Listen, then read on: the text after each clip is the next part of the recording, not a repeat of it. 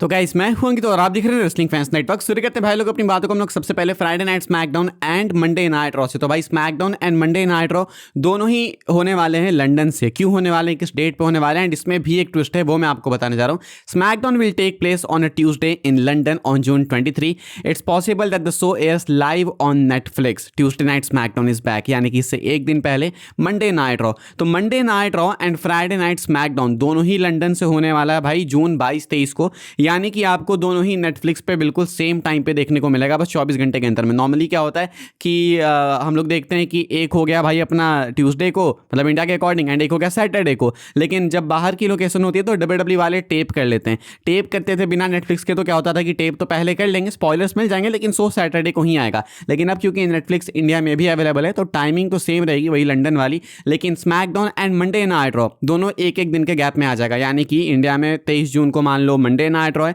तो 24 जून को ही आपको स्मैकडाउन देखने को मिल जाएगा। यानी ट्यूसडे मॉर्निंग रॉ हो जाएगा एंड वेडनेसडे मॉर्निंग हो जाएगा आपका स्मैकडाउन। दोनों होने वाला लंदन से। लेकिन क्यों है भाई ऐसा लंदन से? अभी तो हमने सुन रखा है कि WWE वाले लंदन जाने नहीं वाले किसी भी इवेंट के लिए। कोई PLE अनाउंस नहीं है। नॉर्मल इंटरनेशनल जगह पे कहीं पे भी ये करते हैं भाई ऐसे अपने वीकली शोज, तो वो तभी करते हैं जब PLE उसके आसपास होता है। लेकिन PLE तो है नहीं लंदन से। इसके पीछे का रीजन मैं आपको आगे बताता हूँ। इसके पीछे का रीजन है सऊदी अरेबिया। WWE वाले डरे हुए हैं। WWE वाले भले नाइट ऑफ चैंपियंस कर रहे हैं सऊदी अरेबिया से, लेकिन WWE वालों को मालूम है कि हाँ डेंजर है। अपडेट का कहना है कि WWE वालों ने बोल के रखा है कि हम लोग कोशिश करेंगे कि जितना जल्दी हो सके हम लोग लीव कर दे Saudi Arabia. WWE will fly to Saudi Arabia in June just for Night of Champions when in recent years they have also done the previous SmackDown episode from there and even the following Raw. PW Insider revealed weeks ago that WWE internally promised the talent that they would fly to Saudi only for Night of Champions, leaving the country as soon as possible. The plan B for the previous SmackDown has been London. Outwardly, WWE denies that it's a danger to fly there with the situation in Iran, but what's happening is obvious.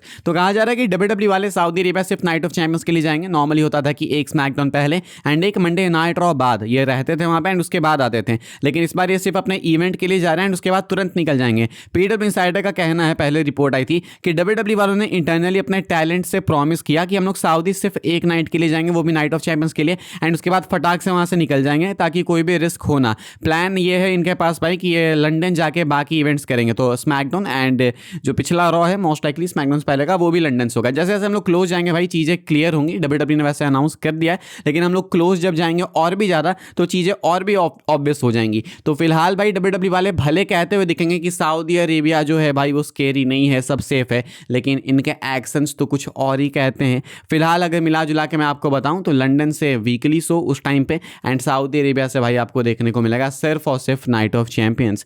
आगे बढ़ते हम लोग बात करते हैं भाई अपनी अगली अपडेट के बारे में। एंड इनके अकॉर्डिंग, ब्लीचर रिपोर्ट के अकॉर्डिंग, WWE के top 10 male and female superstars कौन से हैं वो मैं आपको बता देता हूं भाई। अभी जस्ट इनकी लिस्ट निकल के सामने आई है एंड कहना है कि नंबर 1 पे है रोमन रेंस, यानी कि number 1 according to Bleacher Report Roman Reigns है। मेंस डिवीजन की बात करें, नंबर 2 पे कोडी रोड्स है, then Jacob Fatu, then Penta, Trick Williams, Oba Femi, Bron Breakker, Finn Balor, Ethan Page, and उसके बाद आते हैं सेथ रॉलिंस। अगर विमेंस डिवीजन की बात करें तो Rhea Ripley, Liv Morgan, Becky Lynch, Tiffany Stratton, Iyo Sky, Asuka, Jacy Jayne, Roxanne Perez, Stephanie waker and Z Kargil. तो ब्लीचर रिपोर्ट के अकॉर्डिंग रोमन रेंस कंपनी के टॉप गाय हैं। दोनों division combined Roman Reigns top guy and ये fact है, इसमें कोई doubt नहीं है। कोडी रोड्स जो कि अपने QB1 है, WWE का अनडिस्प्यूटेड चैंपियन है, उनके कारण जिसमें स्मैकडाउन की रेटिंग्स आ रही है 1.2 मिलियन, वो फिलहाल नंबर 2 पे हैं according to Bleacher report. Number 3 पे है जेकब फार्टू, जिससे कि आई विल डिसएग्री भाई, मुझे लगता है कि नंबर 3 पे शायद ओबा फेमी हो सकते हैं अगर हाइप की बात करें तो, लेकिन ठीक है जेकब फार्टू भी रख सकता आप।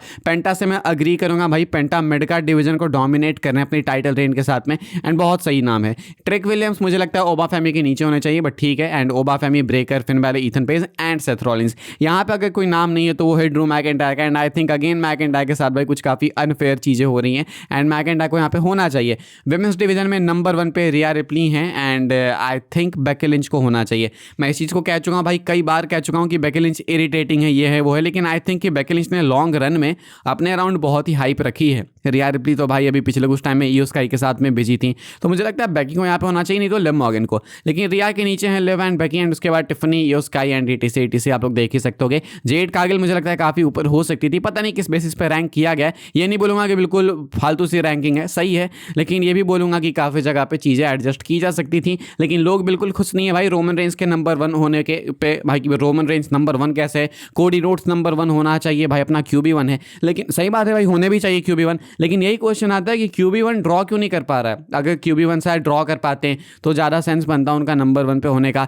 जेका फाटू भाई एक अच्छी लिविंग के लिए, अच्छे हाउस के लिए, प्राइवेट जेट के लिए रोमन से फ्यूड करने आ रहे हैं, क्यों नहीं जेका फाटू फ्यूड कर लेते हैं कोडी से, कोडी के साथ भी फ्यूड करके शायद जेका फाटू ये सब ले सकते हैं। लेकिन खैर ये तो एक स्टोरी लाइन वाला जोक है, बट फिर भी भाई WWE वाले मुझे लगता है कि कितना प्रेजेंट कर ले, कोडी को कुछ भी बोल ले, end of the day it's a fact कि रोमन रेंज को क्रॉस करना is like impossible for Cody Rhodes, इस जन्म में ही नहीं बल्कि आने वाले कई जन्मों में। हम लोग आगे बढ़ते हैं भाई, बात कर लेते हैं अपनी आखिरी अपडेट के बारे में जो कि है रेसलमेनिया को लेके। तो रेसलमेनिया भाई आयरलैंड से हो सकता है। अभी तुम बोलोगे भाई एक इंटरनेशनल इवेंट तो अनाउंस ही नहीं हुआ, लंदन से हो सकता था, लंदन से तो अनाउंस ही नहीं हुआ, ये आयरलैंड कहाँ से आ गया।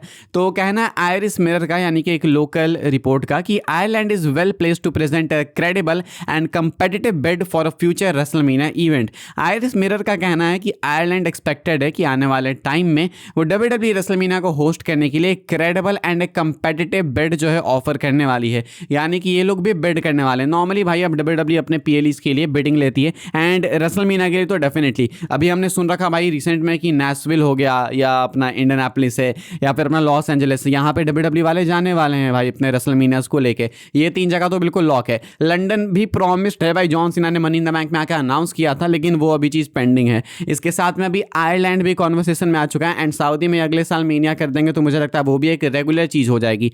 तो इतने सारे लोकेशन से भाई आने वाले 6-7 साल तो बिल्कुल बुक दिखते हैं मुझे, क्योंकि US में भी तो करेंगे ना, फिर इधर ये कहीं पे मुझे लगता है कि वापस से घुमा फिरा के किसी पिछले लोकेशन में, लाइक हो सकता है कि वापस ये लोग फिर एक एलिजेंट स्टेडियम में कर दें, ये भी काफ़ी पॉसिबल है।